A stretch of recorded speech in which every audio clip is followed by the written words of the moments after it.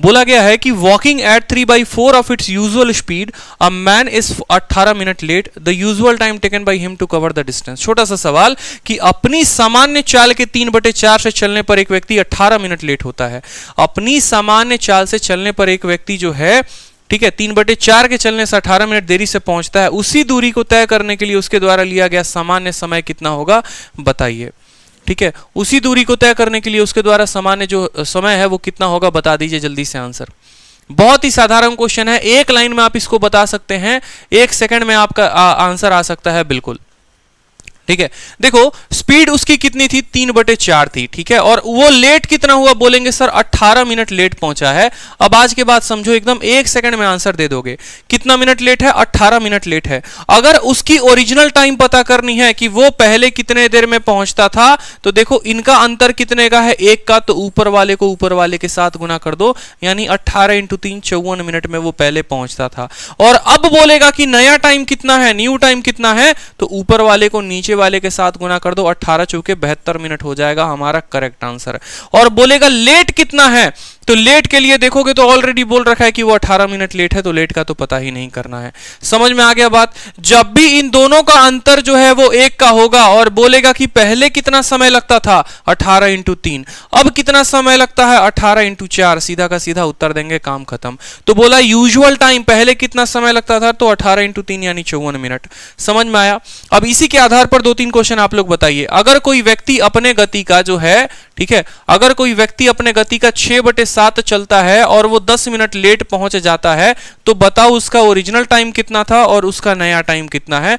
आपसे ये बोला गया है, बताइए ओरिजिनल टाइम कितना था या नया टाइम कितना है, दोनों पूछा गया है। अगर कोई व्यक्ति अपने समय अपने चाल का 6/7 चलता है और 10 मिनट जो है वो लेट पहुंचता है, तो बताइए कि उसको ओरिजिनली पहले कितना समय लगता था और अब कितना समय लगता है।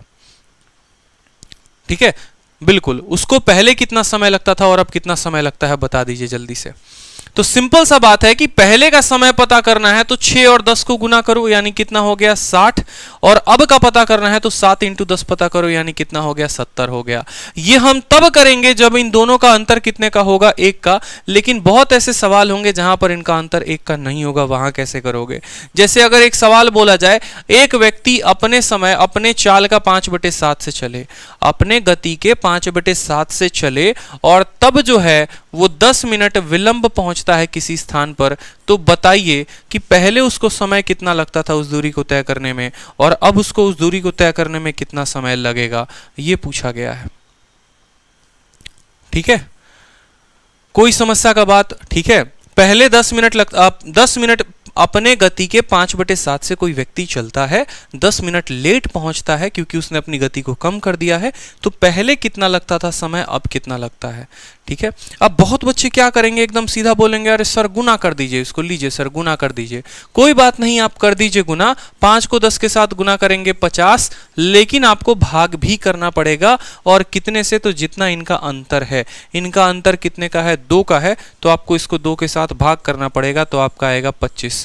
उसी तरीके से नया टाइम पता करना है तो आप इसको गुना करेंगे, 10 को 7 के साथ तो आएगा 70, लेकिन भाग करेंगे इन दोनों के अंतर से, यानी इन दोनों के अंतर से भाग करिए तो आएगा आपका 35। तो 35 जो होगा वो करेक्ट उत्तर होगा। तो 25 और 35 जो है वो करेक्ट उत्तर है कि पहले उसको 25 मिनट लगते थे, अब उसको कितने मिनट लगते हैं, 35 मिनट। तो हमारा फंडा क्या कहता है, हमारा फंडा कहता है ऊपर वाले को गुना करो और भाग करो उनके